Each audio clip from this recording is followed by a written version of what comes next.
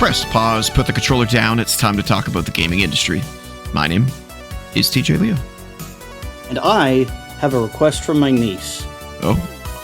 So, first of all, she says, listen to Andrew and do backups, do backup recordings so that you don't lose the audio again. And secondly, she asked me the other day if she could watch the podcast, and I was thinking, can she watch the latest one? No, probably not, because I talk about having sex in it. So the request is that we make an episode of the podcast that it's appropriate for her. So we should try to avoid swearing and talking about things that are inappropriate for 8-year-olds. Okay, done. This will be a family-friendly episode of Press Pause and Gaming Podcast. We'll see how long we can keep that going. Happy birthday, man! Thank you. It was fun. It was good. I don't do anything crazy for my birthday. The older you get, the less you care. But had a family dinner. Hung out with my buddy. We played Ravenswatch. About it. Nothing crazy. Nothing crazy. Nothing crazy. Next year will be crazy. I'm dreading it. Yeah. But yeah, thank you. It was fun. And I'm not the only one to celebrate a birthday this week, which we'll get into in patch notes. Last week's videos. So we did last week was Wrestling Renaissance Week. So in addition to Press Pause Gaming Podcast, we also had our AEW Redemption PLE or pay-per-view review, which was very fun. And then on Friday we did our 2-year Wrestling Renaissance anniversary special, which was our WWE SummerSlam Wagers show, which is the show that we started. It was our very first episode was SummerSlam predictions way back in 2024. So that was fun as well. Make sure you go check that out if you're a wrestling fan. Next week will be more wrestling, another wrestling week, because we have our SummerSlam review and something else. Can't remember what the other thing is. It's almost like you do a weekly wrestling show. It is. So go check that out if you are a pro wrestling fan. Any corrections from last week? Not that I can think of. No, I don't have any either. All right. Well, Andrew, what are you playing? Well, I finally managed to get back into the Final Fantasy VII Remake. Okay. I don't have a lot to say about that because I'm not finished with it yet. Long game. Yeah. And I played a demo for a game called Haste, which is like a anime parkour game. Mm-hmm. It looks really good, but it plays kind of bad. So there's two problems with it. Number one is that you cannot invert the camera stick, which is kind of a problem. That's a deal breaker for me. Unless you enable the Steam controller input. But if you do that, the buttons don't work because you have to hold buttons in this game to do things. And for some reason, it turns the holds into just like a single tap, I think. So I either can't play the game correctly or I'm looking all around in the wrong directions. I think you're right, because I tried playing a demo for Beyond the Plastic Wall, and it said hold R2 to run, and I'm doing it, and it's not doing anything. And that's the second game that it's happened to me on. So I'm assuming that the game, being not complete, is probably using Steam input for its control scheme for a controller. So it just didn't work. So I think that's probably what it is. Yeah. Yeah, it seems weird that using Steam input would cause that to be an issue, but I don't know. I feel like some games don't play nice with it. I think they must have recently updated Steam input as well, because it feels different than it used to with the way that it handles things. So I think they've done some background changes that maybe haven't worked out well.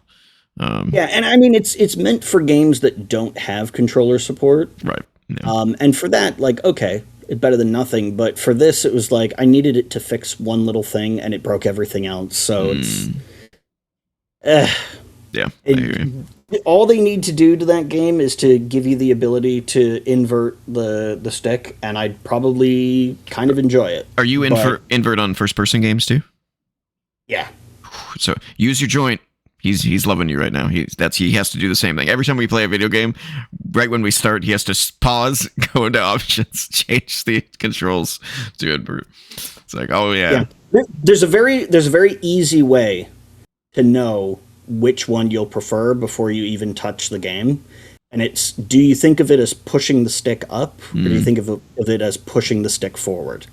Because if you think of it as up, you're a no invert person. If you think of it as forward, you're an invert person. I think of it as pushing the stick forward. If I think about it too much, my brain switches which one I like. Yeah. I don't like do it, so I don't think about it. In first person games, I'm not invert. I think in third person I am, but again, I don't want to think about it too much because I'm playing a third person shooter right now. Here's the question for you: if you're playing a game where you fly something. Oh, if it's third person, I play regular. If it's first person, I play invert. Really? Yeah. Interesting. So like if I play Star Fox, up is up, down is down. But if I'm playing like Flight Simulator from the cockpit, I gotta do that. Yeah. You know, it just makes my brain. I think the first 3D I ever played with a joystick was Microsoft Flight Simulator 95, and I think that just imprinted on my brain. Yeah, no, that's fair. Yeah. I use your joint will tell you I was invert for a very long time because of Halo, because Halo was invert by default on the original Xbox. So I got used to that for a while. Actually, well, I don't know if the first Halo does this. I don't remember, but I'm pretty sure from Halo 2 at least onwards. You know how they do that thing where it's like, "Hey, Chief, can you look at the light up there?" Yeah. Whatever direction you push the stick becomes looking up. So if you push forward, it's not inverted. I remember that. Pull back, it becomes inverted, and that's how they do it without even needing to ask you. Yeah, it's cool. It's cool. Yeah. Although you can skip that now though, which kind of negates it in the remake. Yeah. Okay, so you don't have anything really new to. Yeah, nothing into. to talk at length about. Okay. I have a review, final review, and I have first impressions. So let's jump into my final review for a game I talked about last week. Yeah, Pragmata. Pragmata. So I did beat it. Been waiting to hear this. I was only about an hour probably away from beating it, and I didn't realize it.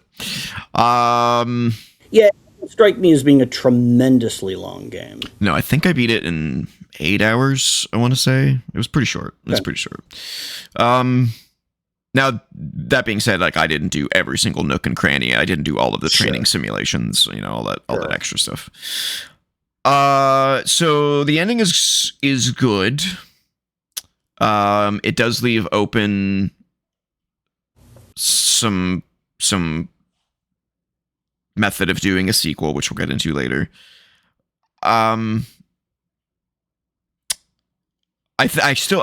The ending did not change how I feel about it overall. I think it is the best outcome for a game that was in development hell that it possibly could be. Yeah. Nothing really changed as far as like I was getting to the point of it feeling like it was going to outstay its welcome, and then it ended. Yeah. Just as that was happening, so I think it's a good length. That final boss is fucking brutal, though. Just brutal. Oh my god. I could see how that would be, like, how it could get very complex. I don't even know what the final boss is, but with a game like this, I could see it definitely. Well, it's one of those situations where it's like you get used to a certain way of handling the mobs in the game, which for me was always I used this like stasis gun, which pauses a couple of the drones so that you can handle the other ones that are moving. Or if there's only 3 of them, then you can trap them all in a stasis lock and then just pick them off, right? But with the boss, you can't do that. Boss, you have to constantly be hacking and moving, shooting, hacking, moving. So it's really difficult. So that final boss is really tough. And it also goes to like Uncharted, Indiana Jones level of ridiculous at the end. Okay. You know, where it's just over the top, does it unrealistic in every way possible, but also very cool looking, beautiful looking, but just completely ridiculous. The story is cool in terms, so it did flip me a little bit. Didn't flip me completely though. So if you watched our previous episode, I said, you know, it's pretty campy. You know, the acting's not great. I don't really feel any connection to this girl because she's a robot, and I know that. By the end of it, technically, all video game characters are robots. It's true. It's all AI. That's a scary thought. By the end of it, I can't say I felt emotion. Like I didn't get emotional in any way at the ending, but I'm glad they did the ending that they did. If that makes any sense. If you haven't played it, then it's kind of hard to say that. No, but I get the kind of thing you're talking about. Yeah. That being said, though, because of how campy it is, I never really was invested in them, but I do like the actual like idea of the writing of the story. I like the idea of it. I just don't know that the execution was for me, just the style of it. But I do like the actual story itself. It's pretty cool. I do, but again, because it was in development hell, you could definitely see seams. You can definitely see where it's like, oh, that could have been fleshed out so much better. Oh my God. Like it's such a good idea, but it's not fleshed out because they ran out of time, so on and so forth. So this, I'm still of the opinion that I don't think it needs a sequel. As much as it was a commercial success and just a great product, it doesn't I just can't picture how they would extend and expand the gameplay in a meaningfully enough way to where I would play more of it. Mm-hmm. You know, unless they were able to hone in that storytelling aspect and made me care, then I'd be like, okay, now I have a reason to continue my investment in this. So, you know, I would give it.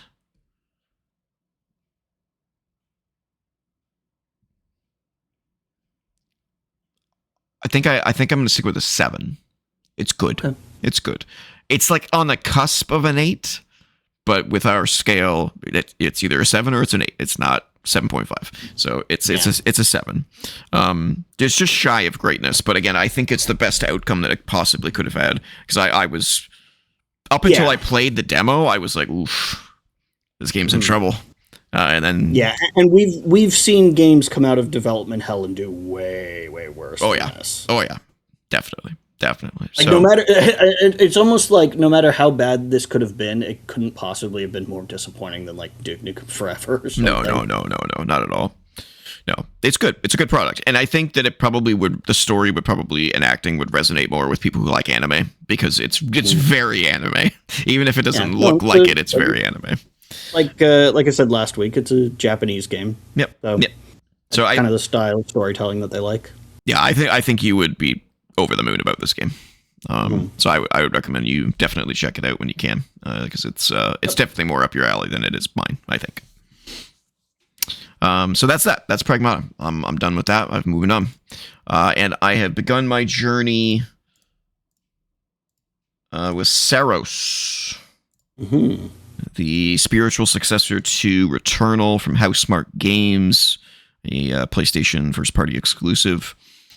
So going into this game, I was like unsure how I was going to feel, because my feelings of Returnal are, it's gorgeous, it's atmospheric, it's fun, but holy shit, is it too hard. User Joint, to his credit, he beat it. I couldn't. I gave up. So props to him. But I could not beat the game. It's so difficult, and it relies a lot on getting the weapons and the items, and everything has to go well. All the stars have to align. Unless you're just balls good at dodging, If you're just balls to the wall, amazing at dodging, then you're gonna do just fine. My worry with this game was that it was going to feel like it should have been Returnal 2. And after playing it, I'm done Act 1, which is about 33% through the game. And I'm like 12 or 13 hours in. So this is a much longer game than Pragmata. I haven't beat the game yet, but at this point I can confidently say that I understand why they didn't call it Returnal 2. Because it is fundamentally a different game because of the slight genre change, which you would think wouldn't be a really big deal, but it's a huge deal. So for those that don't understand what I'm talking about, Returnal was essentially a roguelike. And for those that don't know what that means, basically you go as far as you can. If you die, you start over. And there's no like permanent upgrades. There's no permanent progression. You start over and you try again and you try again and you try again until you beat the game. There are some roguelite elements in Returnal where kind of like in Metroid where you get like you get the morph ball, and that's a permanent upgrade in Returnal. Obviously not the morph ball, but there's abilities that you get that do last between the runs, but they don't make you really more powerful. They just allow you to reach places that you previously couldn't, essentially. And you also unlock guns that will appear in your runs, but you don't get to pick what you start with or anything like that. You just go. So it's a roguelike in every sense of the word. Saros is not. Saros is definitely a roguelite. And again, what I mean by that is that there is permanent progression. You do go as far as you can, and if you die, you start over again, but there is a talent tree that there is permanent progression on, and you are constantly, as the tagline for the game says, come back stronger. You come back stronger every time. You are always making gains, which is what I hoped Returnal was. And was disappointed when I found out it wasn't, because I love roguelites, which you probably all, if you've watched the show for any amount of time, I love roguelites. So, and it just makes the game feel fundamentally different. Yes, the moment-to-moment gameplay of third-person dodge, bullet hell shooting is almost identical. Almost exactly like Returnal. There's a couple additions and changes, like now you have a bubble shield that kind of acts like Ikaruga, where it can absorb certain colors and other colors it can absorb, but you take a little bit of basically you can change. Okay, where do I start here? So in the footage that you're going to be seeing here, the blue bullets, if you put your shield up, it will absorb them and it will power up your power weapon, of which you can find different power weapons, and it's basically your not super special, but it's like a move that has limited ammo. That will do more damage than your regular weapon. There's yellow bullets, which you can absorb to prevent damage, but they take away from your health meter.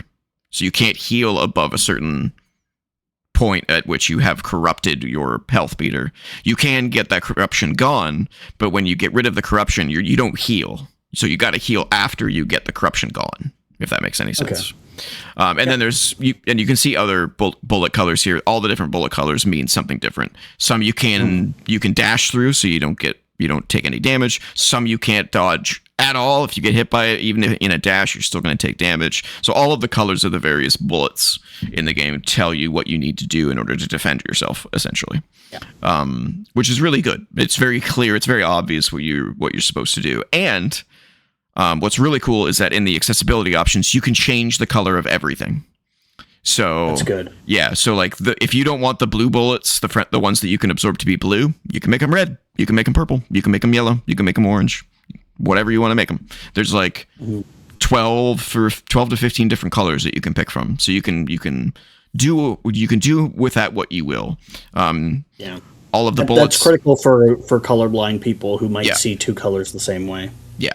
there's two different shades of each color too. So there's like a bright red and like a pink, and then there's like an orange, and then like an off orange yellow kind of color, so on and so forth. Blue, light blue, yeah, so on and so forth. So that's quite cool. And I did actually change a few things to make it, I don't know, just to make it more clear for me, because there are times when the screen is just full. I mean, you can see some of the footage here. There's bullets everywhere, and you're like, okay, which one do I dodge? Which one do I absorb? Which one, what the fuck do I do? Yeah. What hits can I afford to take? Which honestly, you can't afford to take much hits in this game. You do have a ever growing health bar that keeps going up as you level up and do the talent tree. But when you get hit, it hurts. You do not want to get hit. It is all about dodging, absorbing, doing everything you can to. I mean, look at this shit. It's crazy. It's nuts. So Jesus, yeah, the game's crazy, man. There are moments. Okay, so that's actually one complaint I have. It's not really a complaint, but it's a side effect of playing the game. Is my hands cramp up because the game is so twitchy. You're just constantly white knuckle and just.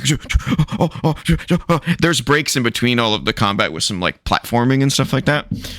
But it takes a toll on you if you have carpal tunnel. Let me tell you, especially since the PlayStation controller, all first-party games have taken advantage of all of the features of the DualSense controller. So you got your haptic feedback, you got your like HD rumble, basically, that's in the controller. You got everything is there. So it just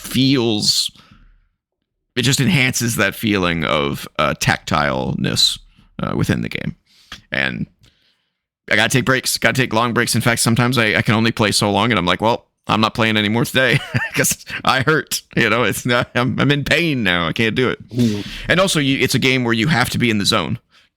If you're not in the zone, you're gonna die a lot. Yeah, you can't play this song autopilot. No, you got to be locked in. You got to be locked in, as the kids say. And funnily enough, as if that's even a word, funnily, I was so locked in the first time I played. My first run I died on the first boss. My second run I beat the first boss, and then on my third run I beat the second and third boss in one run. I was locked in. Like I had so many. Like when I finally went back those are no swearing. Oh, my bad. Beep. When I went back to, maybe I'll make you bleep them all out for this episode. Oh no! But when you get back to your base and you divvy up your points in the talent tree, which is huge, by the way.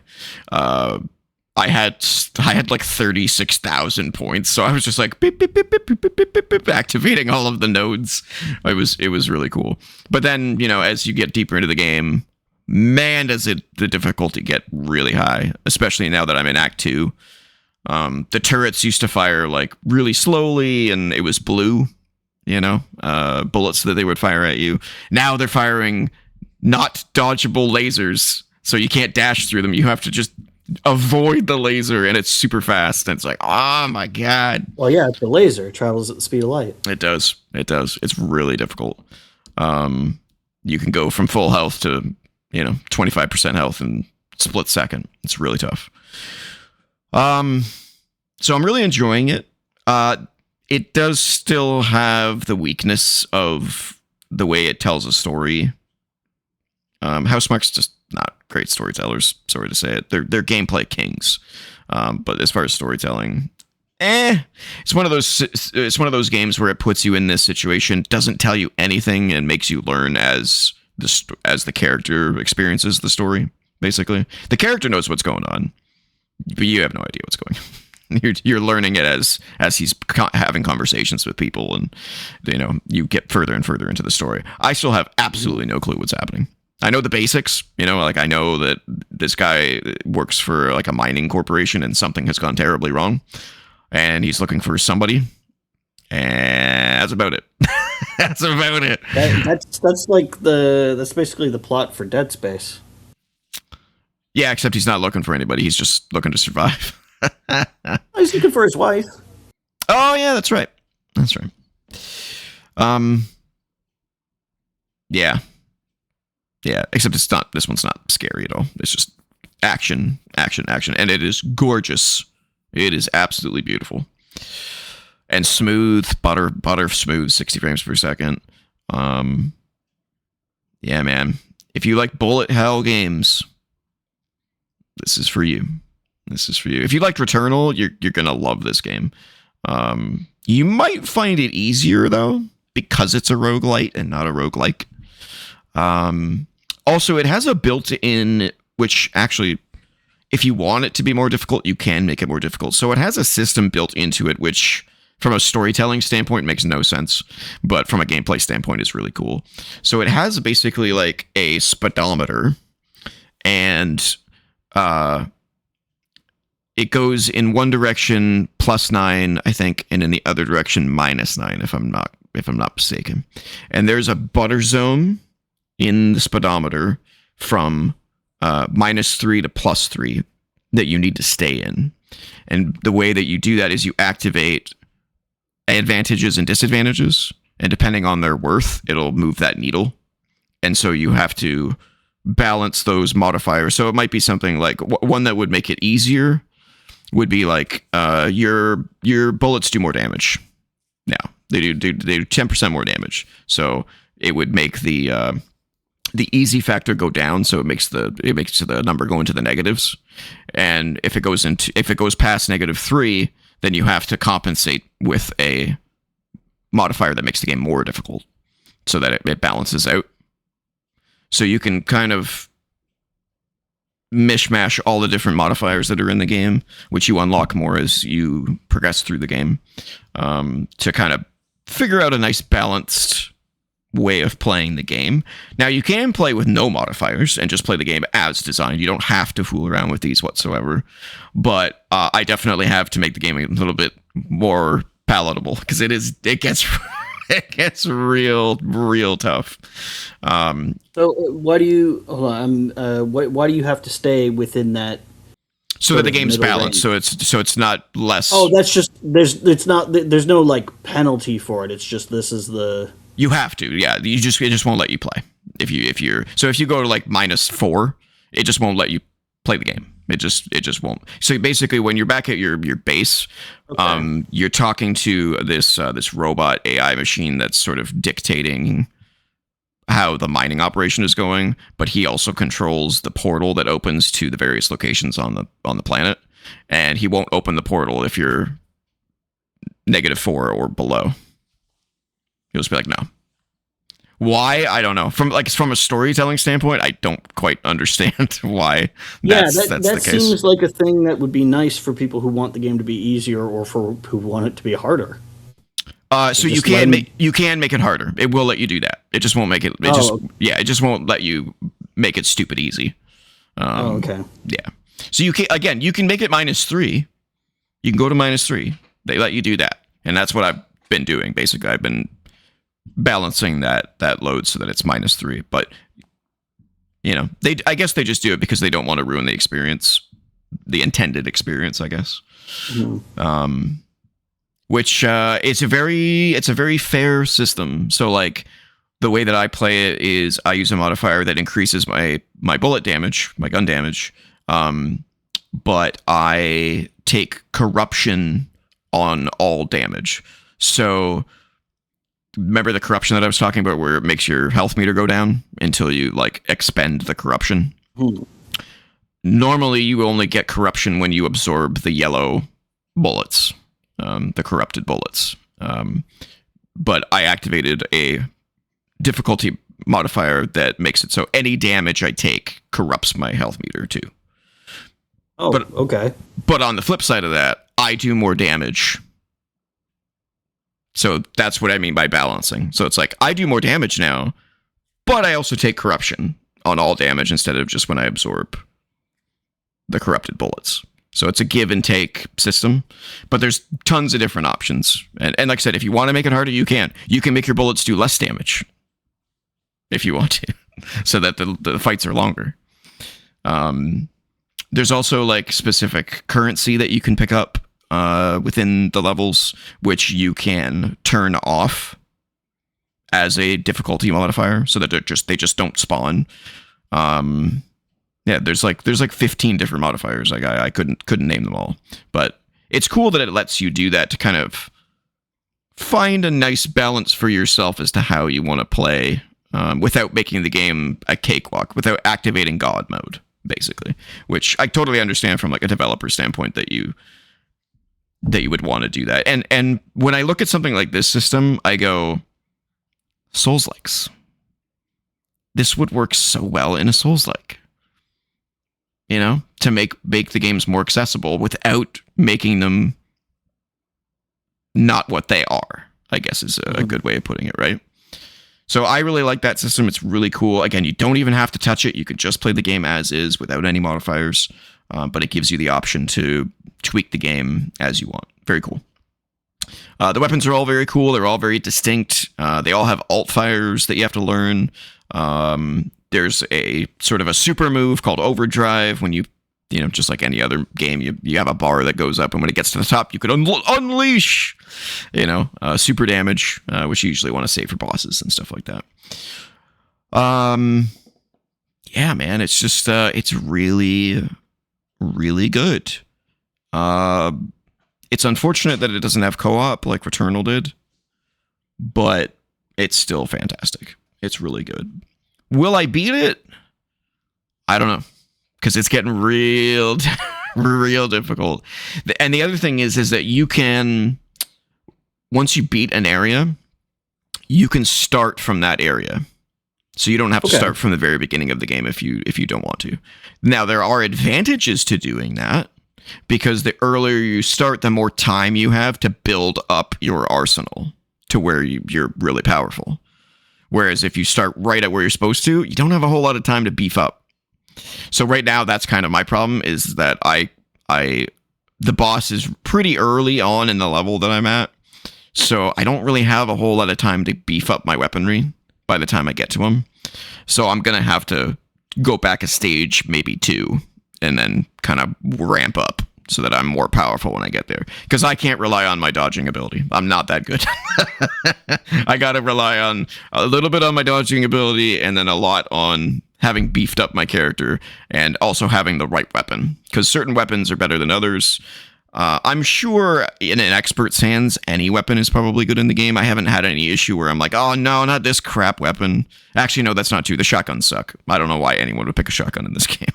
But the rest of the weapons are really cool. And some of them are really innovative too. Like there's one weapon you get that shoots, basically saw blades kind of hover around your shoulders, and you shoot them, but you're tethered to them. And so when you shoot one at an enemy, it sticks to them and continuously does damage until you recall it. But you can fire like 2 or 3 of those off at the same time. So you're like boom, boom, boom, boom. And so you're not firing. Now you're just concentrating on dodging while these blades are doing damage to the enemies. So you don't have to you don't have to shoot and dodge. Now you can just focus on dodging. So yeah, there's lots of different weapons, lots of different ways to play. It's very good. I like it. I like it a lot. I can't give it a review because I'm not done it yet. We'll see how I fare. Will I be able to beat it in the minimum, in the small time frame that I have from the library? I don't know. Guess we'll find out. But it's really good. It's really good. And I've been told that the story really, catches fire as you play. So hopefully that's the case, because right now it's kind of just confusing, if anything. All right. That's what we're playing. Let's see.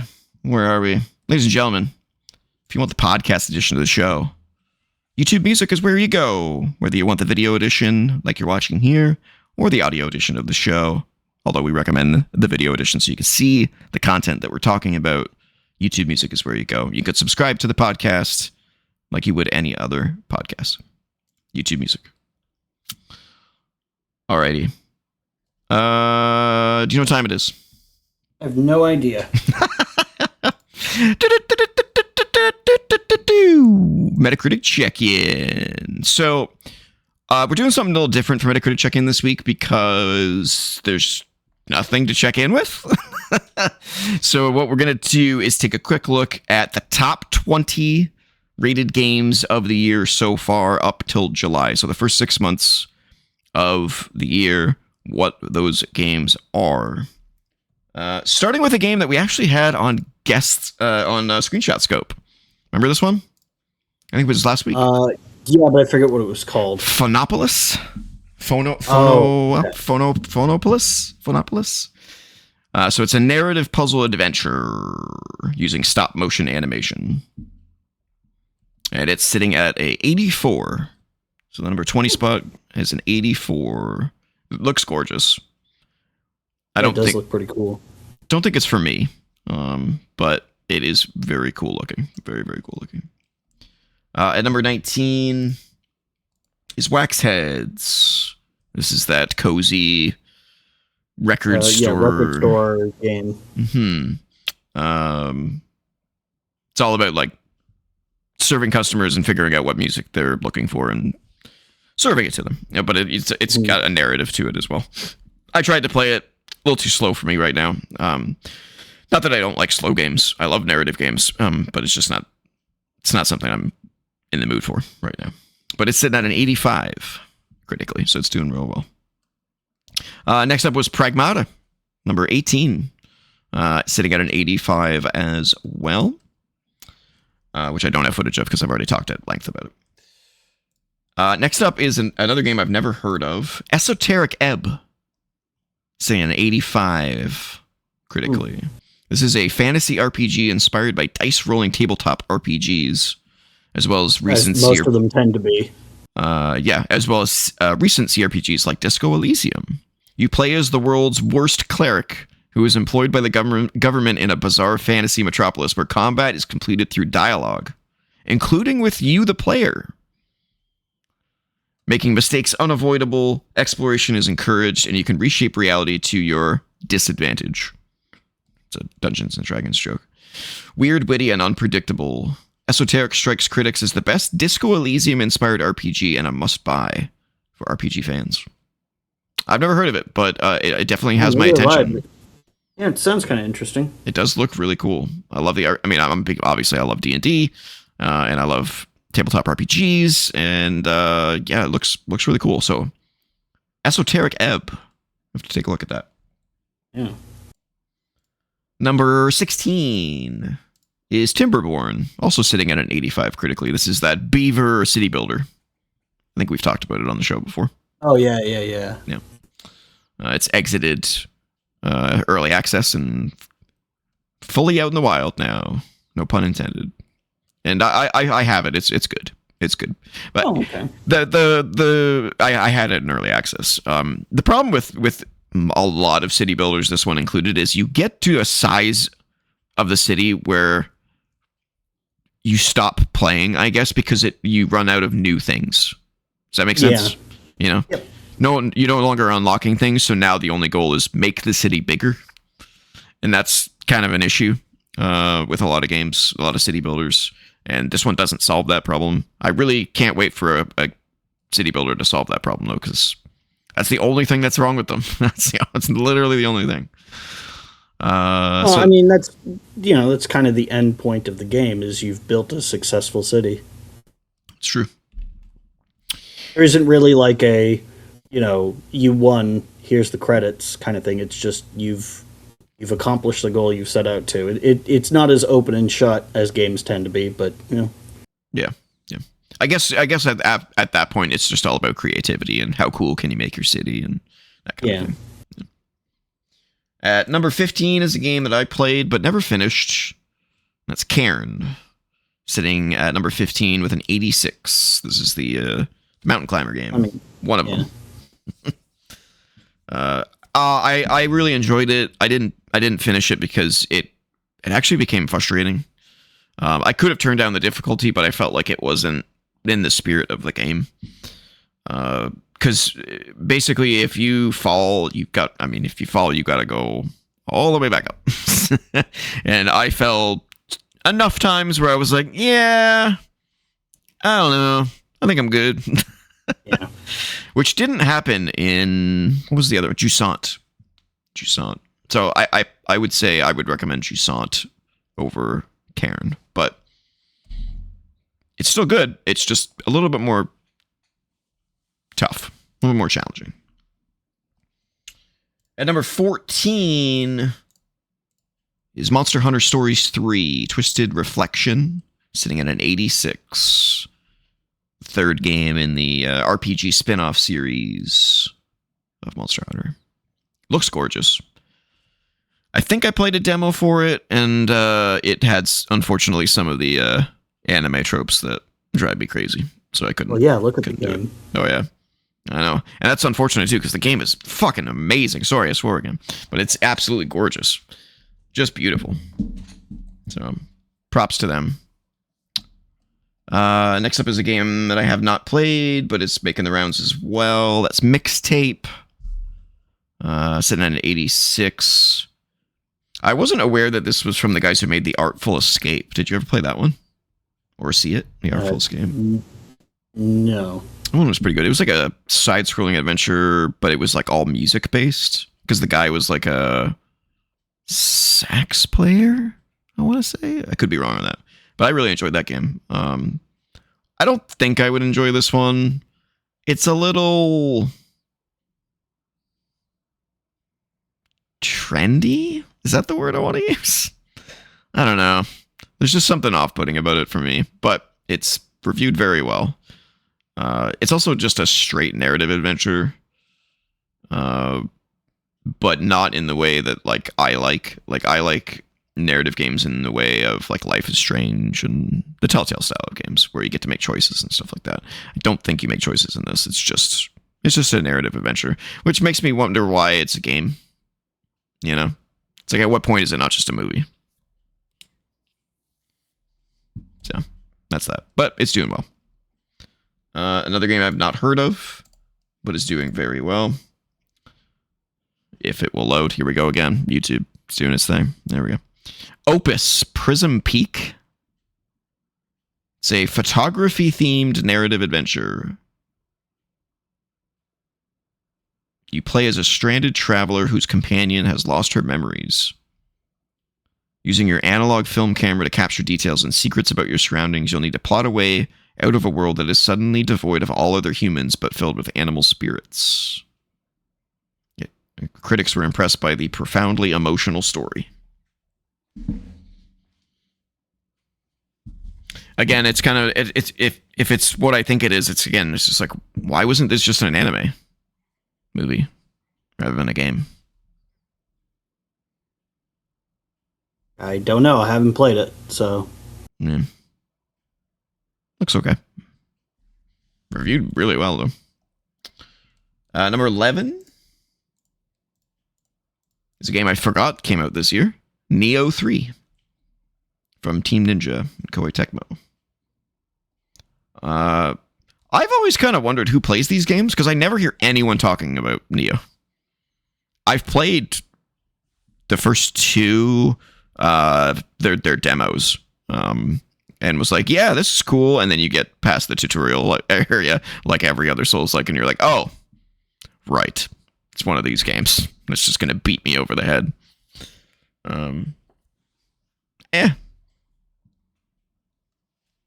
That's all I gotta say about that. Number 10 is another one that I have not heard of. Oh my god. Play. Titanium Court. Have you heard of this one? No. It's this year's winner of the prestigious Sumas McNally Grand Prize, which is awarded to the best indie game of the year at the Independent Games Festival. Comes from solo developer AP Thomas, who also shared the prize last year for a game called Consume Me.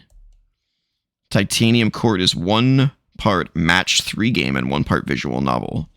Oh, and throw in some tower defense style strategy, roguelite, and auto battler elements, and top it off with a healthy dose of surreal humor. Never heard of it. Neither have I. Never heard of it. Looks interesting, maybe. I wonder if it's got a demo. I wonder if I'm going to check and see if all of these ones that I've never heard of have a demo. Can check them out and report back. Which leads me to number 9, which is another one I've never heard of.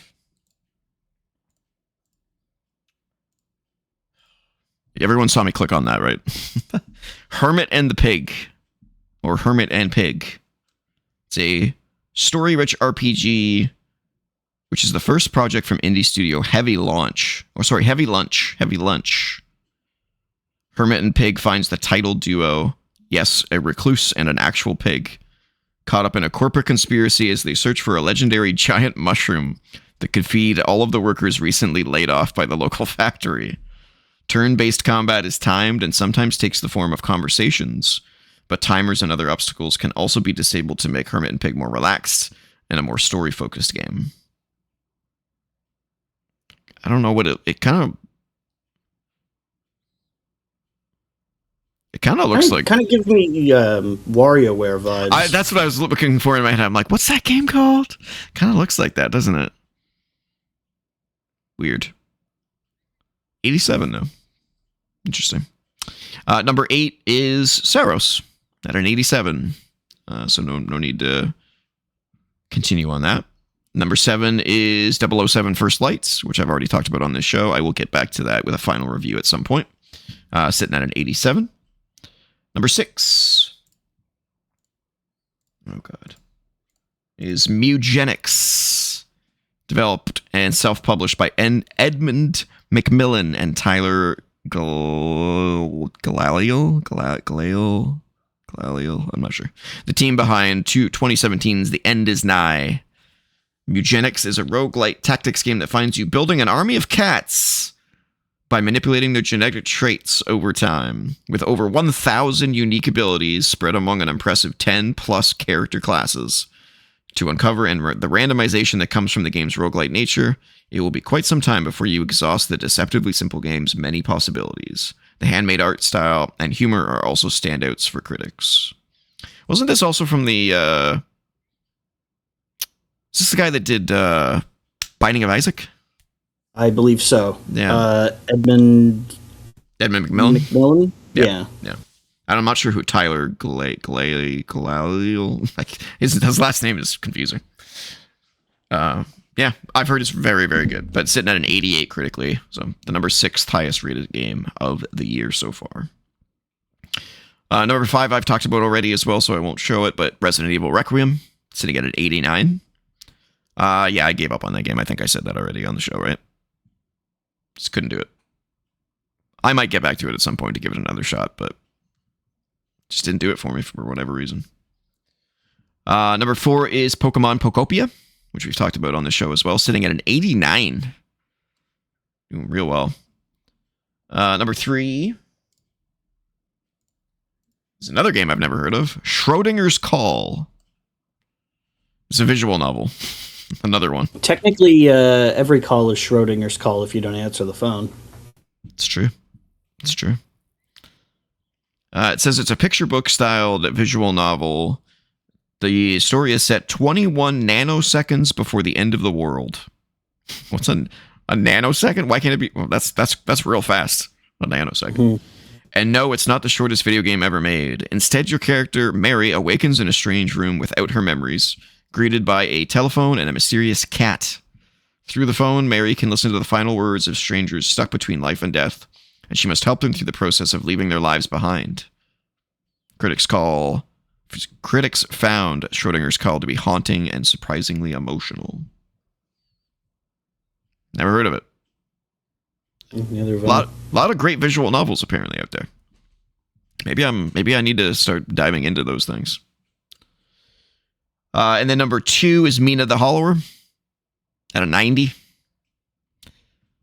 I wish I could play that game, but it just doesn't like my eyes, so I just can't play it. And at number 1, can you guess what number 1 is? Highest rated game of the year. Resident Evil 9? We already did that one. Oh, did we get... Damn it. Yeah, that was at number 5. Requiem. I don't know then.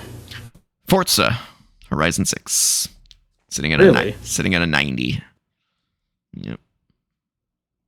I played a little bit of it. And yeah, it's great. I didn't feel like I needed to play much of it, though. I played so much of Horizon 5 that I think I just don't need any more Forza Horizon now. What I need is Burnout and Road Rash. That's what I need. Road Rash is beyond dead. Yeah, I know. Thanks, EA. Idiots. And that's it for the Metacritic check-in. Let's get into the news. Not a lot of news this week, but some stuff to talk about. Yeah. So first of all, rig me. Double Fine. Yeah, here it is. You gotta lead off with the sad news. Best known for creating the 2005 platform game Psychonauts.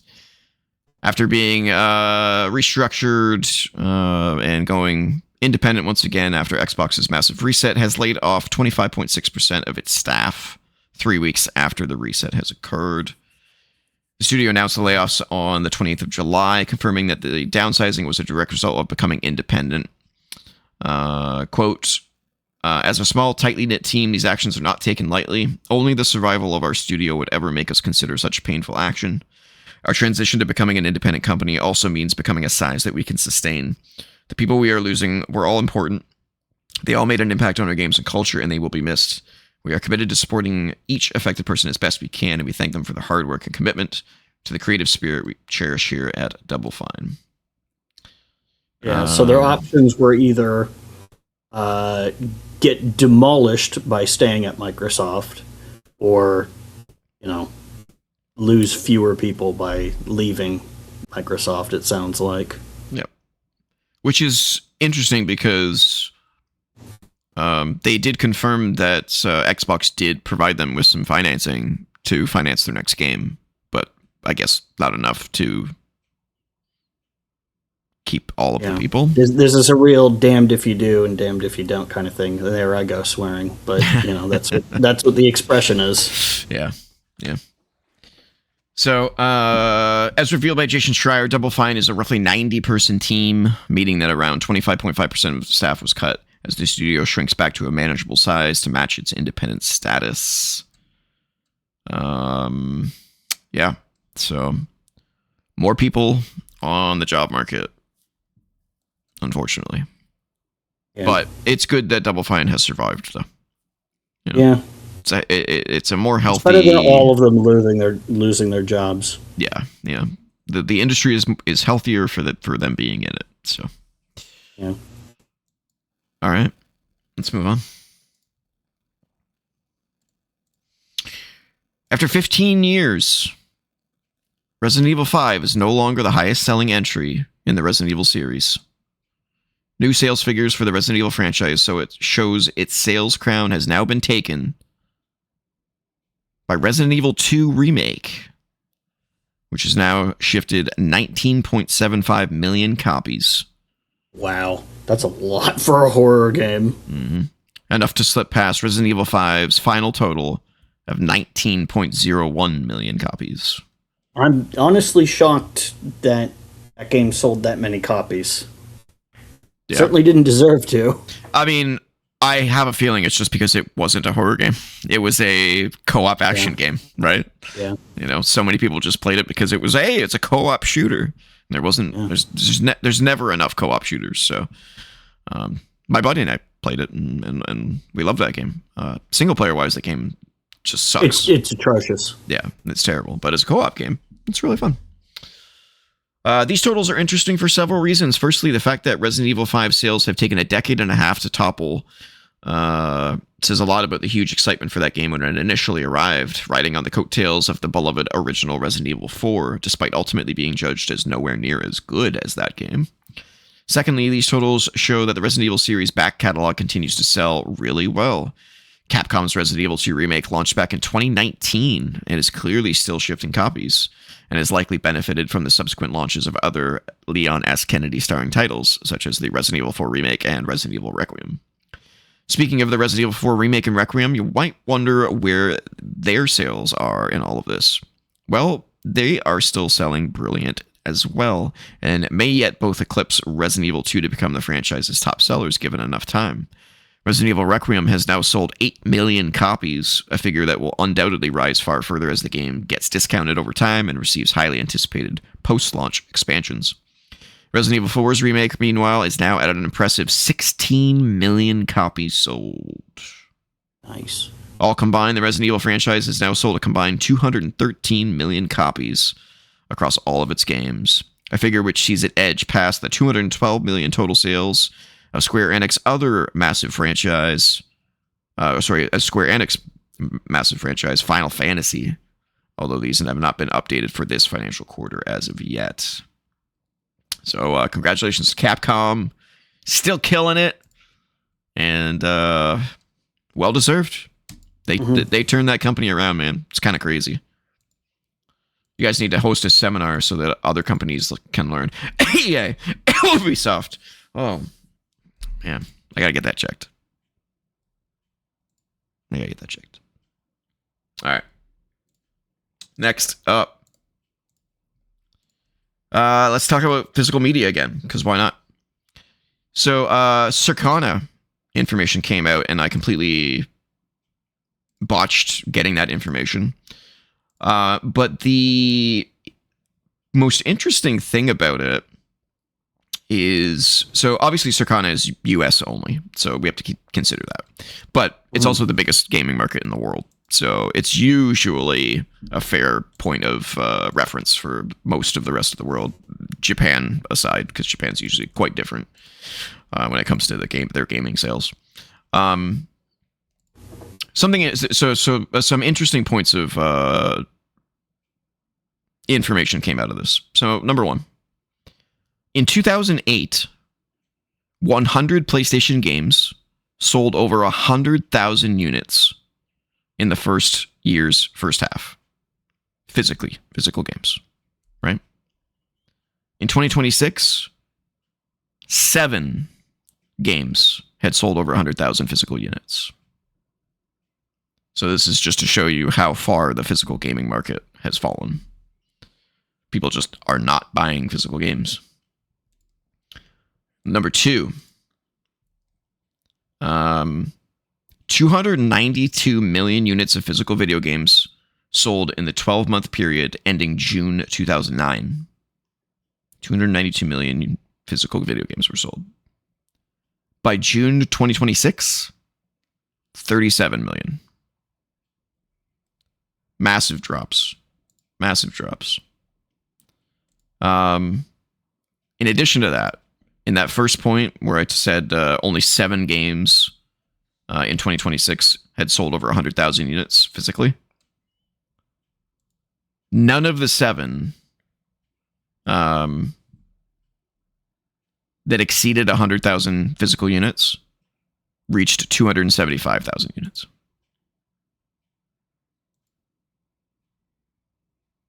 None of them.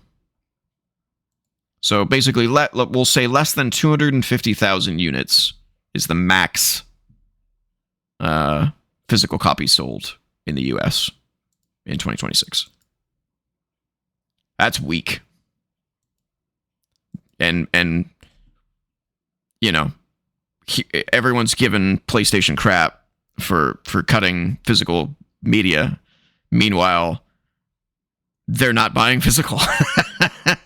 You know what I mean? Well, is that, let me ask you that. Is that new sales only, or does that also account for used game sales? It's Circana, and they get all the reports from all of the retailers, as well as the the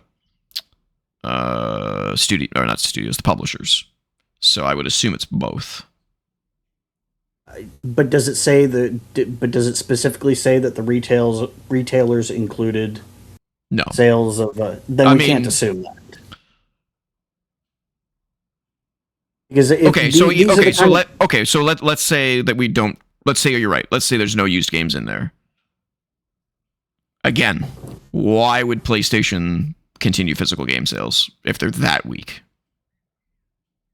Well, if all you're looking at is first sale, Yeah. Sure. Yeah. That's understandable. Well, of course, that's all PlayStation cares about. That's how they make their money. Hold on. There's also a good argument for having used game sale market. If somebody can't get games cheap and they have to pay $1,000 for a PlayStation 6, which is the rumored price, or what's the PS5 up to now? 700 something? 750 or whatever it was? My point is, yeah, they have to pay so much money. If they have this huge upfront cost, then having cheaper secondhand games is a good incentive to still pull that trigger on that big upfront cost. You know, if people are saying, "Oh, I have to pay, $1,000 for a PS6 and then 80, potentially 90, or even $100 in the coming years per game," well, then I'm not even going to buy into that ecosystem because I can't get the games cheap. So you're saying they might sell less consoles? I have to assume they have that data as well. Like, why would they? You know what I mean? Like, if... Yeah. Well, let's think about it this way. If 200... Let's say clearly the average physical game sales is less than 100,000. Clearly it's way less than 100,000, because if only 7 games in 2026 sold over 100,000 copies physically, the average is way lower than that. So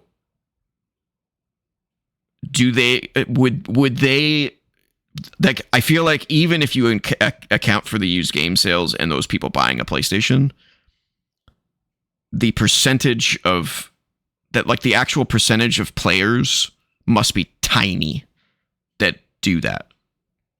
Because if only 100,000 copies went out, right? Not even 100, let's say 60,000 copies went out. That's not even a blip on their radar. You know what I'm saying? Like, for their best-selling games, 60,000? That's like a light indie game that does decently. You know what I'm saying? Like, 60,000 copies is like... In today's day and age, you got to sell 1 million copies. If you don't, it's probably a failure. Like, it just is. You know what I mean? Well, it is if you spend a ton of money making the game. Yeah, depending on the amount of money you've spent, right, for sure. But when it comes to them making money, they look at that and they go, okay, what do we lose? 10,000 people buying a PlayStation? Like, it can't be millions of people. Like, if it was millions of people, you would think that the physical game sales would be much higher. Unless people are trading the game 16 times, which... I mean, the issue is, it is going to result in the sale of fewer PlayStations. Sure. Is it going to be fewer enough to hurt their bottom line? I don't know. But, like, Sony's a massive company. And the real reason they're doing this is, to say, oh, well, we don't want to pay this price now that we don't have to, and we don't care if it's if it's consumer unfriendly, because we still stand to make a bunch of money from doing it, which is a bad thing to do. Like, I understand it's motivated by greed, but you could also try not being greedy. Oh yeah, I mean, if we're gonna take that stance, then they're idiots. But from a business standpoint, if I was a business person and I saw those numbers, I'd be like, why are we shipping this? How much? You can be a business person and also not be greedy. I know it's rare, but it is possible to say we don't have to make all the theoretical money we could make. We can say we'll eat that cost because it helps our reputation. We'll still be seen as consumer friendly. Maybe we won't make as much as we possibly could, but it will have reputational benefits that it could keep us in people's good graces. It could. I think, and I think I agree with them on this, is that this is going to be, because if you think about all the other platforms that have been digital for a decade plus, right? Why, like, what would convince them that this is just going to be anything other than a speed bump? Like, people in 2 years will completely forget about this, and it's like, oh, everything's digital. That's just the way it is.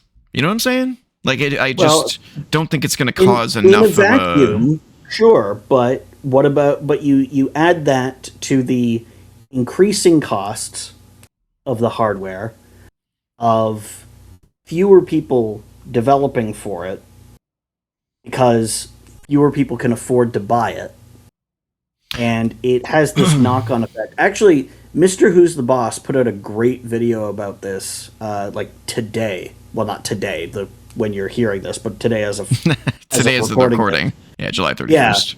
Yeah. Put out a video that's basically everything I'm saying here, which is that it has it adds up. You know, for example, when the PS3, you had the PlayStation Network, you could play games online. You didn't have to pay for that. You did have to pay for Xbox Live, and that was an incentive to play online with PlayStation. Then with the PS4, you got to pay a monthly fee, and now with the PS5, they're saying, oh, well, we're going to sell a version without a disc drive, and the version with is going to be more expensive. And then now they're saying, oh, we're not going to have discs anymore. You know, the incentives to buy a PlayStation are shrinking. You know, they keep taking away stuff that was an incentive to buy it in the past, and it's only going to result in fewer people buying it. The big one is, of course, the price. Yeah. Oh, yeah. But, like, I don't really see them outselling the PS5 with the PS6. Like, it is a shrinking market. Yeah. Oh, yeah. I mean, that's a whole other conversation of, like, what the heck do you do? Is it though? Because, like, if we're talking about, well, they're gonna want to do the thing that maximizes profit. I mean, this might maximize profit in the short term, but it's one more thing that's doing damage to the brand, and might be one of the things that means there's no PS7. I don't think I can agree with that, though, because if 82%, as was reported, of their customers don't buy physical at all, how much damage is it really gonna do? Like really, like, if you really just taking price of the console out of it, because everything's expensive now, 82% of your customer base doesn't care. If they did, they'd be buying digital, or they wouldn't be buying digital; they'd be buying physical. So some things are only available digitally, so that kind of skews the data. Sure. You'd have to take into account only the games that have both physical and digital versions. Which I'm sure they've done, because if they did that and they saw that, holy crap, we have 7 million copies of Resident Evil Requiem were physical. We can't get rid of the disc. But clearly that's not the case. I would actually be very interested to know how many copies of that game was physical versus digital. I wish they would release that kind of information. I'm sure it's less. I'm not saying that the lack of physical is going to be the one thing that kills it, or that I don't think it's a huge market that you're losing. But it's just one more thing that you've lost that makes the PlayStation as a platform less appealing. I guess it's just already not appealing. Is what the market is telling PlayStation, is that they don't care. I don't have a PS5. I don't even have a PS4. The last PlayStation I got was a PS3. Right. Because there just wasn't enough on reason the PS4 that could justify it to me, when you now had to pay for online play, and now you have to install every game to the hard drive. And a lot of these games are on PC anyway, so it's like, why not just continue to use the gaming PC I already have, right? Oh yeah. Like, it would take a lot to motivate me to buy a PS5, but this is not how you do it. You know what I mean? Like, they're shrinking. Okay, so let me ask you this: would having a disc drive on the PlayStation 6 make you want to buy one? It would make me more inclined. The price would have to be lower than what it's. I mean, we don't know what the price is, but it's not going to be I'm low. calling it now. 1,200. That's my guess. Well, Canadian dollars maybe. Yeah. American dollars probably not. $9.99 minimum US. No way it's going to be cheaper than that. $8.99 is the PS5 Pro. You can't tell me you're going to make it the same cost as the PS5 Pro. Yeah. Okay. Not going to happen. If that's the PS5, then you're probably right. Yeah. Anyone who thinks it's going to be less than $1,000, you are dreaming. Unless something dramatically changes, like if the AI bubble pops. Yeah. But honestly, even if it popped today. Even if it popped today, what are they going to do? Drop all the prices $300? Yeah, it's not like they're gonna like they're gonna extract the RAM from all the AI servers and put it onto sticks that they can sell commercially. Like, it's still going to it'll probably take 3 years for things to catch up to normal. 2 to 3 years for production of just like normal consumer RAM to normalize again. So, I understand what you're saying, though. Like, they're taking away another something that makes them unique. And by doing that, they're making the justification for why buying a PC is a better idea than buying a console. I completely understand that. Makes total sense to me. Because when I was talking to my buddy about the next generation of consoles, I'm like, Steam Machine's 1050 or whatever. It's, as we know now, it's not 1050. It's a lot more than that. That's the base model that's doesn't even have a controller. So you're looking at 14 basically if you want 2 controllers and a full system with a good hard drive in it. So because I was like, at the time we were like 1050. That's probably going to be cheaper than a PlayStation 5. But now it's not going to be PlayStation 6. But now it's not going to be cheaper than a PlayStation 6. So now we're like, okay, so do we continue with the ecosystem that we've been in, but pay $1,200 for this thing?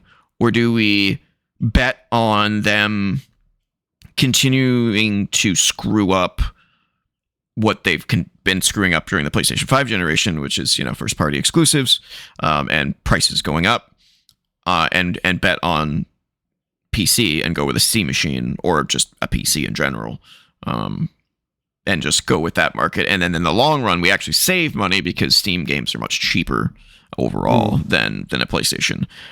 That's the question that I'm still trying to answer because I still don't know what the answer to that question is. Well, I'll tell you what the answer for me was, because I figured it out a decade ago. It was just going with PC. But the problem is you don't have a integrated... You're not in that ecosystem to begin with, right? So you were already in PC. You've been in PC for how many decades? Your whole life, practically, right? Like, you've never really bet on PlayStation or Xbox.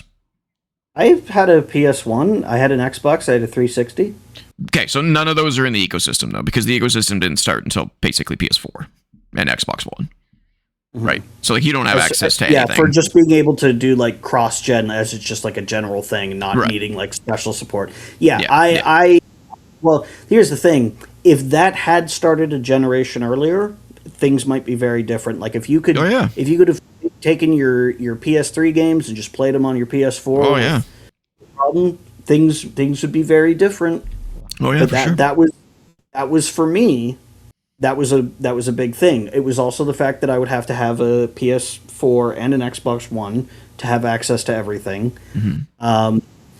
And then like I said, it was the addition of bumps that I eventually said this is a road that's not worth taking. Loss of free online play, loss of or not really loss, but just not being able to bring my titles forward easily, having to support both, them being more expensive than the previous generation systems. It all, one of those things would not have been enough to dissuade me, but all of them together absolutely were, and that's why I just went PC only like a decade ago. Yeah, and I guess there's also the Switch, but. I mean, yeah, that's it. Switch doesn't even count, honestly. Like, Nintendo doesn't even count. They're their own. They do their own thing, and they've figured out how to keep their own niche market to themselves. They have, like Switch is basically my handheld. Yeah, and not my home gaming system. Yeah. Yeah, they have a walled garden that they've been able to protect and continue to make valuable to people. Well, not to me, because I don't have any reason to buy a Switch 2 yet. So they still have to work on me. But we'll see how they do as time goes on. But yeah, I'm already 800 plus games invested in PlayStation's digital ecosystem. So for me to give that up, whew, that hurts, you know, like that for me not to continue with them, that hurts. So, and not only that, but like PlayStation has the PlayStation Share program where I buy a copy of the game and I can assign my account to one other PlayStation besides my main one, and they can play the games that I have. So my buddy's PlayStation is my PlayStation Share. We used to do that with our Steam accounts. Yep, the family share program. Yeah, although the difference is that on PlayStation Share, you can both play the same game at the same time. Yeah. So we play co-op games that way. We buy one copy and we play together. That is, I will say, that is a cool feature. That is definitely a value add. Yeah. It's not enough for me to overlook all the other stuff. No, I understand. I will give them credit. That's a cool feature. Yeah. So just to be fair, you're not abandoning your PlayStation library. You're just not continuing to get new PlayStation games. You can still play the current ones on your current system. Sure. But eventually that system's going to die. Sure. And eventually, and then at that point, I'm SOL.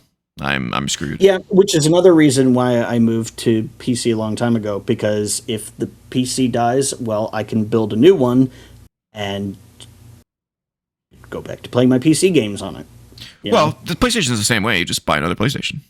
Yeah, but eventually they'll stop making PS5s. They're not going to stop making components for home computers. But if they're smart and if they have learned anything from the past, PlayStation 6 will play PS4 and PS5 games. Yeah.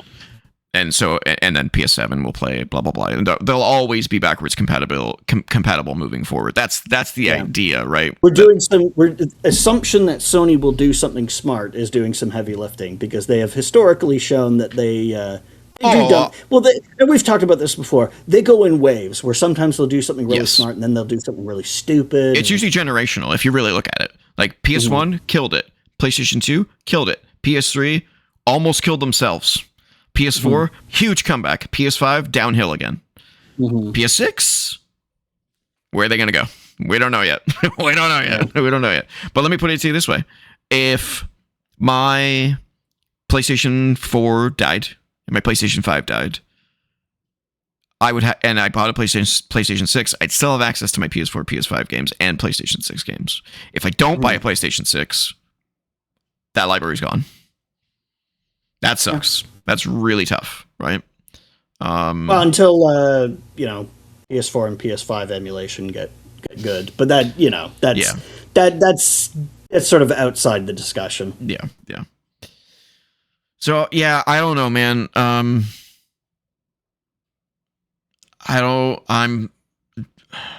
wish I could fast forward 2 years to find out where this is at, because you got to lay down a lot of money in advance. It's a gamble, honestly. Now, I wouldn't say it's a gamble. I would say it's well, let me put it to you this way: if PlayStation 6 is announced and it's not backwards compatible with PS4 and PS5 games, that's it. It's over for them. There's no way people would buy a PlayStation 6 if that's the case. Oh yeah. Like now that people have grown to expect exactly this level of cross-generational compatibility, it would be suicide for them to say, no, we're not doing it anymore. Yeah. I could care less about cross-gen gaming. Like these games that are like, oh, you can play it on your PS4 or you can play the PS5 version. That I could care less about. If I have a PlayStation 6, make PlayStation 6 games. Couldn't care less. But allow me to play my PS4 and PS5 games. That's all I ask. You know? If they don't do that, it's over for them. And they have to know that. So, it would make everyone's decision for them. If they came out and said, yeah, no, you can't play PS4 and PS5 games. Oh. Well, bye. It's over. Like, the lights are out, you know? Yeah. The only advantage to that I can think of is that would mean that there are no cross-gen games anymore. There are no PS5 and PS6 games. It's just PS6 games, which why I would be okay with that, because it would mean we're not going to get Call of Duty PS4 for the next decade, or PS5 for the next decade. You know what I'm saying? We actually would get a new generation of gaming, rather than whatever this PS5 super, like, to me the PS5 and the PS4 generation are one gen. They did do I think it was Black Ops 3. They did a previous generation version of, just so they didn't lose sales on those systems, even though they were well into Xbox One and PS4. Oh yeah, it was a bad version of the game, but companies will do that. Oh yeah, the Modern Warfare 4 I think is the first next gen Call of Duty game only. Can you think about that for a second? Mm-hmm. We're 6 years in, and we're only now getting a next gen only Call of Duty. What? That's crazy. It doesn't make any sense. It's ridiculous. So my hope is that PS6 doesn't do that. Enough with the cross-gen crap. It's stupid. It's so stupid. Give me a reason to buy your console. We'll see what they do. This next generation is going to be pivotal for PlayStation and Xbox. Like, this is it. This is it. Go for the jugular, guys, because if you don't, you're done. Yeah, it's make or break, and honestly, I'm thinking break. Like, I don't want to be a downer, but if we didn't have the RAM crisis going on, it'd be a different story. That's made things a big problem. Thanks, AI. Yeah, but like, imagine if prices were normal. Yeah. Imagine if you could go out and buy a PlayStation 5 right now for $5.99 Canadian. Mm-hmm. Imagine. Nope, can't do that. Imagine if you could get a video game for $69.99 Canadian. Mm-hmm. We're living in good times. We had no idea. Yeah, it's true. It's true. You don't know what you have until it's gone. It's true. The final piece of Circana data that I have to share is the top 10 best-selling video games, which is interesting. What is the difference here? Year to date. Oh, year to date. Okay. So I've got June 2026's top 10 selling games, physical and digital, and year to date 2026 digital, top 10 digital sales and physical sales as well. So let's start with June. June, number 10, NBA 2K26. Of course, it's a sports game. Sure. Number 9, which just baffles me, Minecraft. Who is buying Minecraft still? Who doesn't own Minecraft at this point? It's crazy. How is that the 9th best-selling game? Oh, it just... That hurts my brain. Number 8, MLB The Show 26, another sports game. Number 7, Forza Horizon 6. Number 6, Tamagotchi Life. Didn't expect that. Didn't review that well. Number 5, Lego Batman Legacy of the Dark Knight. Number 4, Star Fox. Good. Good. Number 3, 007 First Light. Which, that's been out for a few months now, right? So that's still selling really well. Number 2, Mecha Chameleon. That's that solo game on Steam. That's crazy. That guy must be just over the moon, happy with himself. Number 1, this one shocks me. UFC 6. Number 1. Okay. Number 1. That's crazy. I thought for sure Mecha Chameleon was going to be number 1. Yeah. UFC 6 selling better than Mecha Chameleon. That's crazy. Year to date 2026 sales. Number 10, NBA 2K26. So just as a reminder, just because it says 26 doesn't mean it came out in 26. That means it came out in 2025. Because they're always a year in advance. Yep. Like Cars. Just like Cars, yep. Number 9, WWE 2K26. Number 8, Pokemon Pokopia. 8th best-selling game this year so far. Number 7, again, this is weird, Tamagotchi Life has sold better than Pokemon Pokopia. Didn't expect that. That's crazy. Number 6, Lego Batman Legacy: The Dark Knight. Number 5, Forza Horizon 6. Number 4, MLB The Show 26. Number 3, 007 First Light. Number 2, Crimson Desert. 2nd best-selling game of the year. And number 1, Resident Evil Requiem. Best-selling game of the year. So far. And that's it for Circana data. Let's move on. I don't have a lot to say about this one, but it's more of a PSA, more of a reminder. Back in September, it was revealed that Electronic Arts was being bought out by, the Saudi consortium. And that deal is closing this week.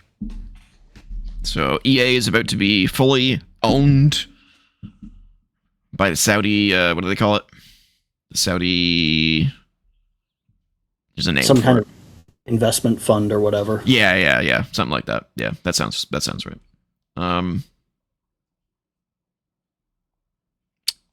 Yeah. $55 billion is what they're buying it for. Less than Activision Blizzard. Which I find a little funny. And also a little surprising, to be honest with you. 55 billion? Even though these guys have, like, all of the sports licenses? Yeah. I feel like the Saudis got a deal on this one. Yeah. So the consortium will acquire 100% of EA with PIF. I don't know what that means. Rolling over its existing 9.9% stake in the company. EA stockholders will receive $210 per share in cash off the sale. Oof. Kind of wishing I was an EA stockholder right now. The per share purchase price represents a 25% premium to EA's unaffected share price of $168.32 at market close. So yeah, I don't know if this will change how the company operates. Because obviously Saudi owns a lot of other gaming companies, and if anything, they've improved, which is crazy. At least the ones that have survived. For those that don't know, that's Embracer Group. That's kind of that's all Saudi. And THQ was kind of resurrected from them in name only and IP only, but resurrected. And they've been doing fairly well as far as I'm aware. So I don't know. I don't know if this will actually affect anything. So like I said, just more of a PSA than anything else. Next up. According to Capcom corporate officer Yoshikazu Shamachi, I'm butchering all of these names. That one sounded okay. It's about as good as I could have got. I'm learning the dialect of how to say the names over time. It's taking a while. Even in AEW, the wrestling promotion, there's a lot of Japanese wrestlers there now. Like, oh yeah, because pro wrestling is huge in Japan. Yeah, Kazuchika Okada. What's the other guy's name? I don't know. Can't remember the other guy's name now. No, Kazuchika. Yeah, I don't know. Kazuchika Okada. Something Taka. I don't know. As reported yesterday, Pragmata has now shifted over 2.5 million units worldwide in just 3 months, which is certainly a solid figure for a new franchise. Already, there had been positive noises that Pragmata might get a sequel, and this latest comment from Shamachi seems to all but confirm it. Quote, we're to a point now where we've got another IP that Capcom, and God bless them, has an arsenal that we can continue to go down. Capcom USA's chief operating officer Rob Dyer previously suggested stopping short of officially confirming a sequel. Still, Dyer said that the game's lengthy 6-year development time had been worth the effort. So, we might see a sequel. If I were them, I would probably just count my blessings and be like, all right, we didn't lose our shirt on that one. A sequel might not necessarily, like you talked about it not needing a sequel narratively. Yeah. I mean, a sequel might not necessarily be Hugh and Diana. True. But again, it's the gameplay that I'm like, I don't know if I need more of this. It's fine. I played it. It was good. It was worth my time. Do I want more of it? Not really. Maybe they'll expand it. Maybe this is like, okay, we've proven that people will play that. Now let's expand it. Yeah. We'll see what happens. All right. 2 light ones here. Super Mario Sunshine is the next GameCube classic to join Nintendo Switch Online next month. Good game. Great game. Yeah. I wish it ran at 60 FPS like the E3 demo did, but, well, whatever. I think it does on the triple set that they did on Switch. I thought all of those games still ran at their original frame rates. I could be wrong. Let me see if I can find out. Because I know that Mario 64 still ran at 30 in that collection. You're correct. Yeah, it's still 30 frames per second. Yeah, it would be nice if they got a little bit of a boost, but it's definitely not going to on Nintendo Switch Online because it's literally just a port. Like, it's literally just playing that version of the game. They've done nothing to it. But you'll be able to play Super Mario Sunshine as of August 13th, but you'll need a Switch Online subscription, a Switch 2 to play it on, because GameCube games are only on Switch 2. And you'll also need the expansion pack as well, because that's where GameCube games come from on Nintendo Switch Online, is the expansion pack. But, great game. Really good game. Mm-hmm. And finally, Sony has confirmed PlayStation Plus's monthly games for August 2026. So these are the 3 free games. No, this is not. This is the... Wait, hold on.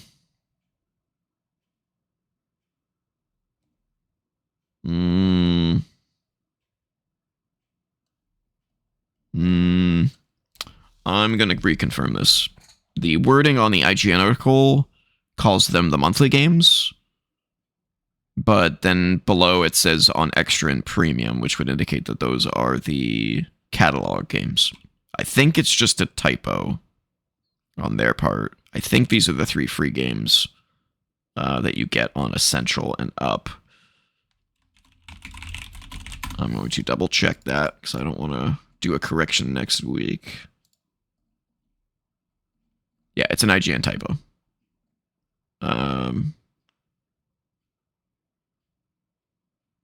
Yeah, these are the 3 free games. So you get Dying Light 2, which is what you're seeing here. Great game, highly underrated. If you like Dying Light, this is just a much better version of Dying Light. So definitely recommend it. It's fantastic, and you can play it twice because there's story branches that you have to make choices on, and so you can play the game twice and have a different story, which is cool. Big Walk, which is the next game by House, the Untitled Goose Game guys, I believe, and Signalis, which I've never heard of. It's a survival horror game of some kind. And that's it for the news. Pretty short week. Pretty quiet. It's pretty quiet. Which means it's time for a screenshot scope.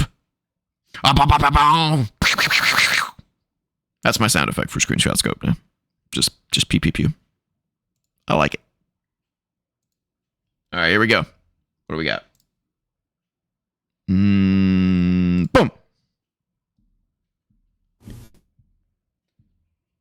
That is a isometric. Catherine. No, it's pixelized. There's no way.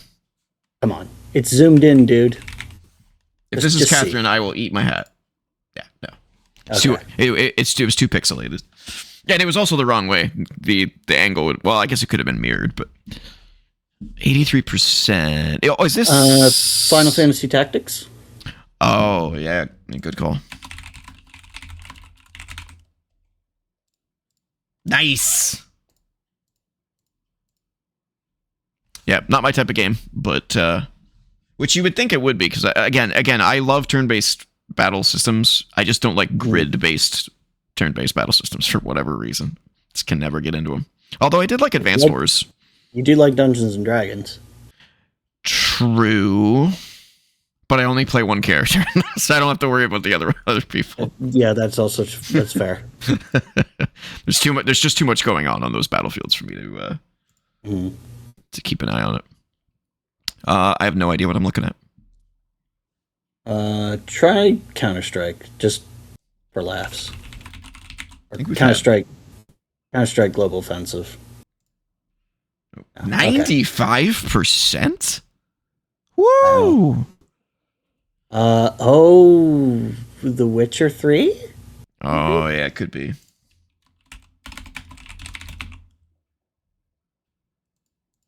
No? PS3? Oh, it's Red Dead Redemption. Oh, of course. Of course.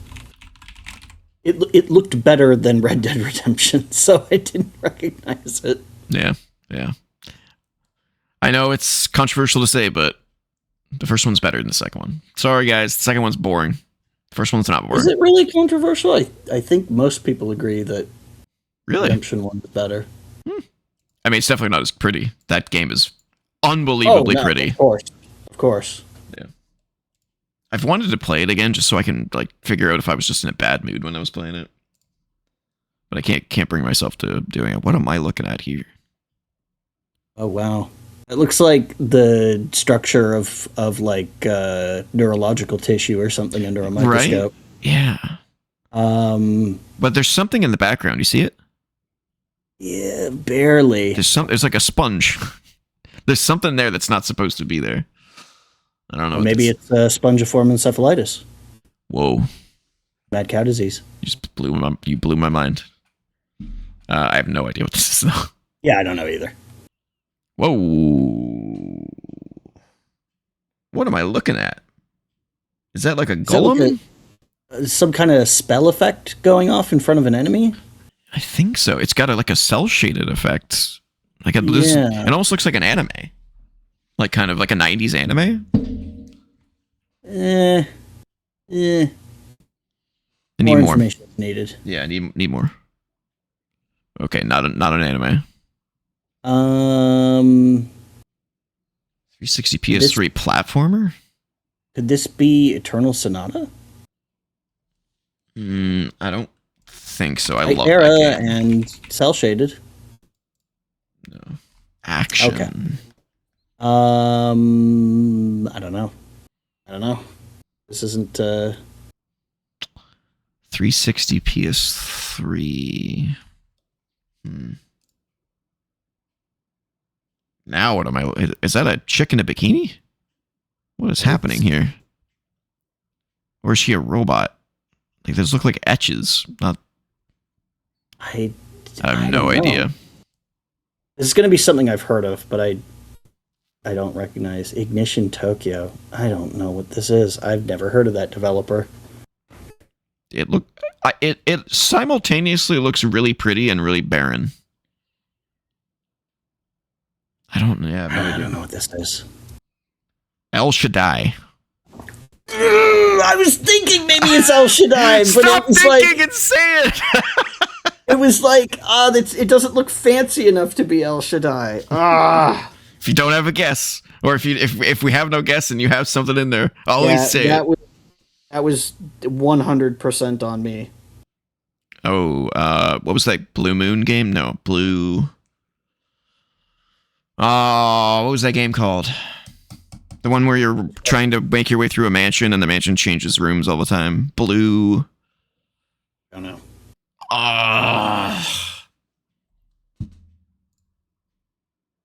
92%. I don't think it's that game though. It could be. The Walking Dead. Hotel Walking Dead. No. Yeah, it's the game I'm thinking of. Crap. It's Blue something. It's a puzzle game. You go through it. Put in the word blue and see if anything there jogs your memory. Blueprints. There we go. Kind of cheated, but yeah, Blueprints. It's not cheating. Kind of. It's giving you wordplay. It's wordplay that, It's giving you it's auto completing suggestions, it's doing suggestions for you. It's part of their mechanism, so it's not cheating. That's true. That's true. Yeah, Blueprints. Yeah, I wanted to like that game, but you're gonna get this.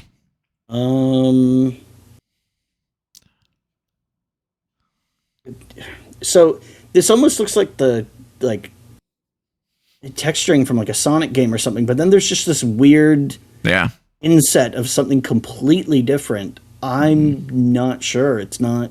We'll get this one. I mean, it's a tiled game. Like, we'll get this. Yeah. It's too old. You think? Mystical Ninja on the Super Nintendo. And if it's not that, Pocky and Rocky. Oh, it's Master System. Oh, that's a different story. Yeah. Is there a Castlevania game on Master System? No, but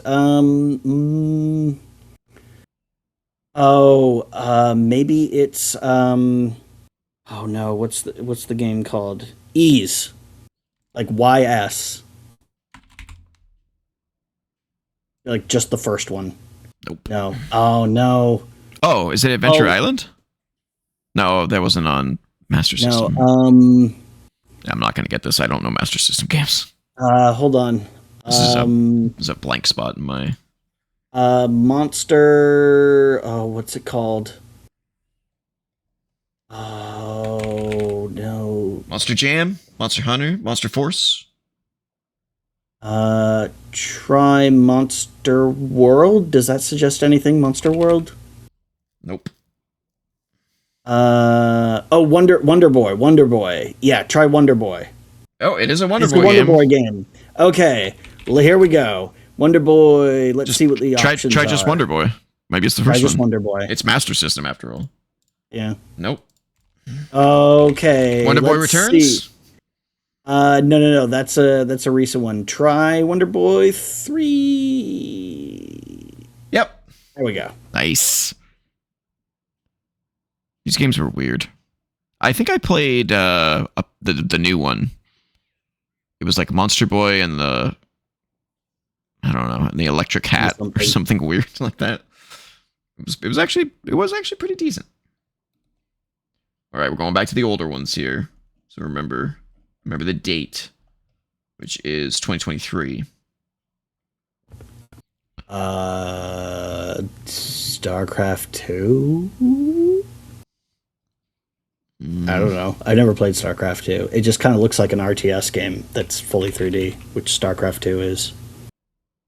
Oh, it's Halo Wars. Oh, of course it's Halo Wars. Probably Halo Wars 2, but... Yeah, probably. No, it's one. No, it is the first one. Okay. R.I.P. Ensemble. Not get into that game. I played the first one almost to completion. It's fine. I don't know what we're looking at. This looks like the face of a ghost or something. Uh-oh. We're not even going that late. No, it's early. I don't know what this is. 89%. PC exclusive. It's probably an indie game we've never heard of. Yeah, I don't recognize this. Oh, is it a VR game? Maybe. 2022 could be. I have no idea what this is, but it looks kind of neat. No idea. No idea. Hyper Demon. Never heard of it, but no idea. I'll have to look into it. Is this Shadow of the Colossus? No, there's a helicopter right there. Oh, that's a helicopter. Oh, okay. Yeah. I was just looking at the color palette, and I was like, "That's very Shadow." Very brown. Yeah. Not sure. Could it be the Tomb Raider reboot? Oh, could be. No, 94%. Yikes! Is this like Oblivion? No, it's a helicopter. Of course not. No. 94%. GTA 4? No, there's a corpse. Yeah, you wouldn't have a corpse like that in a GTA game. This is like This is something else. I can't think of a modern game that has a helicopter in it that has a 94% and a corpse. Because helicopters and corpses, they just tank that review score. Everybody hates helicopters. Right? I mean, 94% is like masterpiece level of gaming. Yeah. I have Yeah, no more idea. information is needed. Oh, it's Gears of War. 94% is Gears of War? That's a little overrated there, guys. Yeah. Also, I didn't know Gears of War had helicopters. I thought it was futuristic enough that they'd have, like, hovercopters or something. Well, remember, it doesn't take place on Earth, which begs the question, why is there a helicopter? Oh, that is a big, muscular, monstery thing, but I don't know which one it is from which game. Is this Ashura's Wrath? 88% seems high for that. I mean, look, just try it. We don't want to El Shaddai this one. El Shaddai. It's Asura's Wrath, not Azura's. There you go. Nope. Okay. PS4 exclusive? I mean, I should know this. A demon game, PS4 exclusive. Ooh, I don't know. I mean, I have a feeling I'll know this. Oh, Neo? Is Neo PlayStation exclusive? Yep. Okay, I didn't know that. I thought it was multi-platform. It was at the time. I don't think it is anymore. Okay.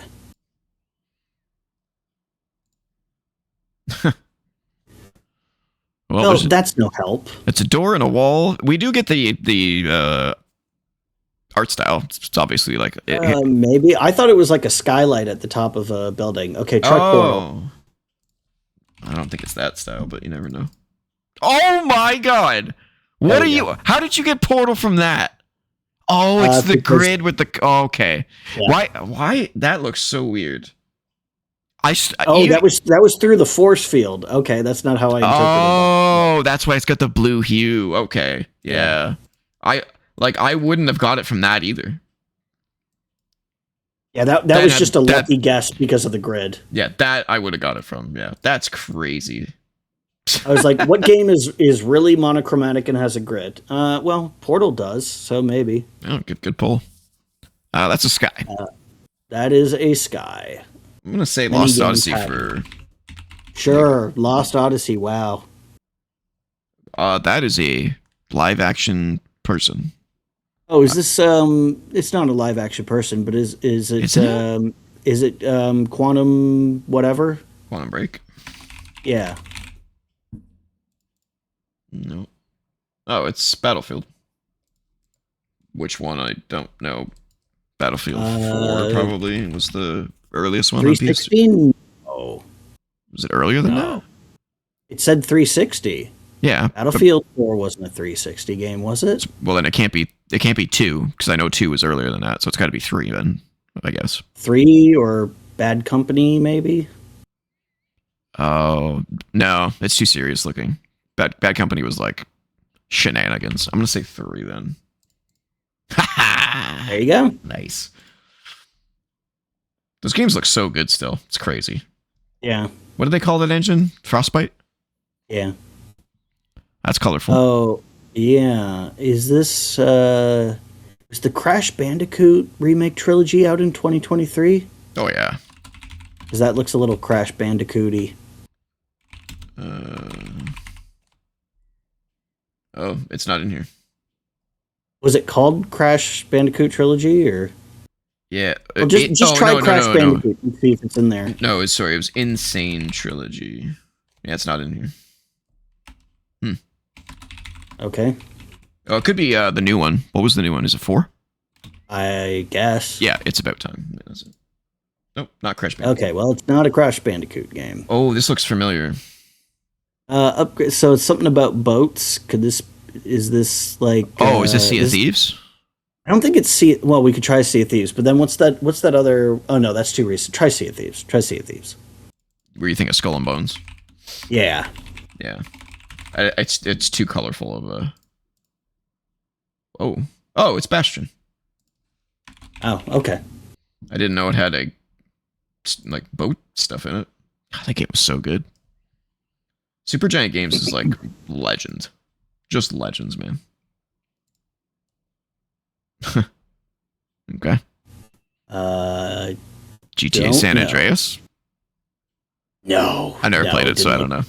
It doesn't look this good. Oh, okay. Are you sure? No, San Andreas, the original the original San Andreas is not going to have shadows like that. So you're saying it's newer? Yeah, it's got to be. That was a PS2 game, dude. So a third-person GTA-like looking shooter. Is this a Saints Row game? Is this like the original Saints Row, maybe? Because the original one looked a lot like GTA. Mm-hmm. Yep. There you go. Yeah, because the first one looked a lot like GTA, and then they were like, "This isn't working. Let's go crazy." Let's be silly. Yeah. Wow, that's pretty. This looks like the poster for that movie, The Color Out of Space, which is a good movie, by the way. This might be Inscription. Go for it.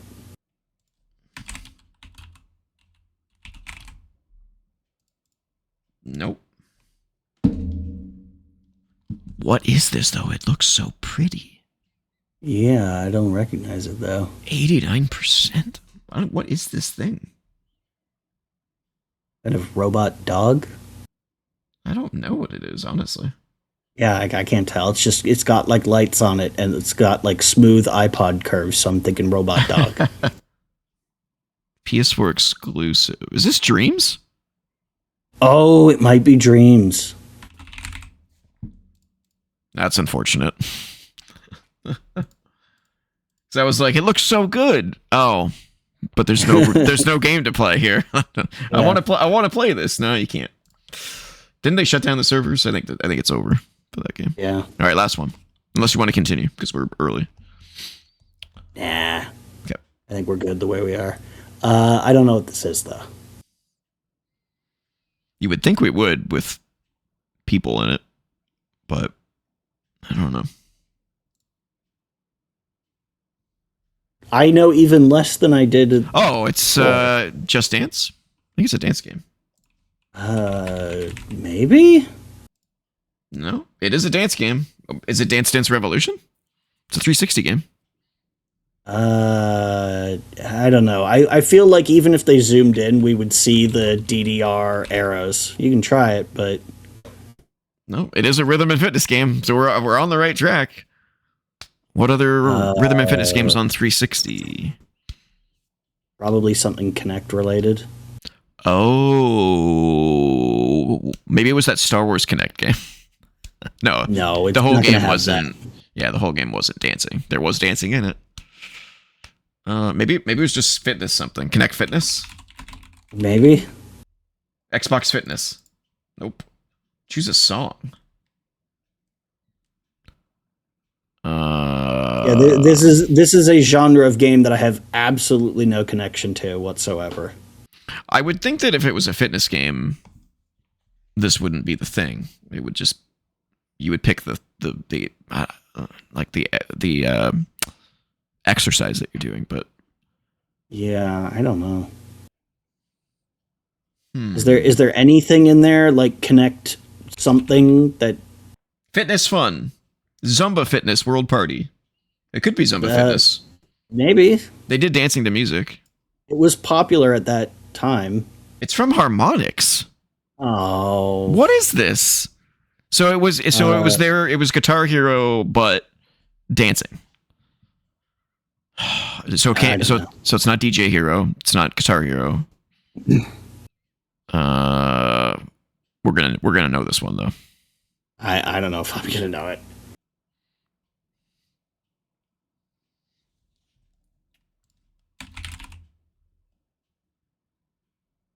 Oh, Dance Central.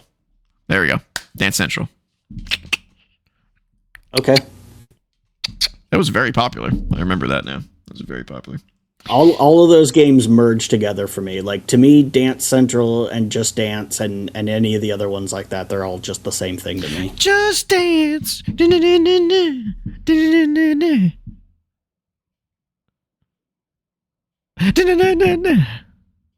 If you're expecting me to continue the tune, I never played any of them.